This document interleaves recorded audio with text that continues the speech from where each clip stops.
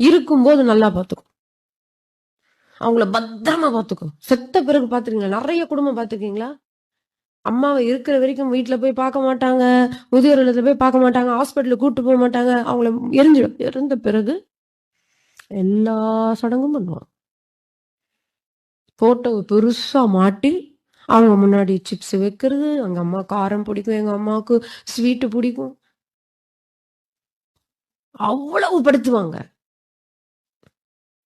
ஏதாவது இது ஏற்குமா? தெளிவானவர்கள் என்ன பண்ணுவாங்க? அம்மா, நீ உயிரோட இருக்கும்போது உன்னை ஜம்முன்னு பாத்துக்கிறேம்மா, அதுக்கப்புறம் தான் கிடையாது, இப்ப உன்னை நல்லா பாத்துக்கிறேன், இதத்தான் சொல்லி கொடுக்கணும். செத்த பிறகு நீ எதுவும் செய்ய தேவையில்ல. அப்படி உனக்கு செய்யணும்னு தோணுதா, 4 பேர் கூப்பிட்டு சாப்பாடு போடு.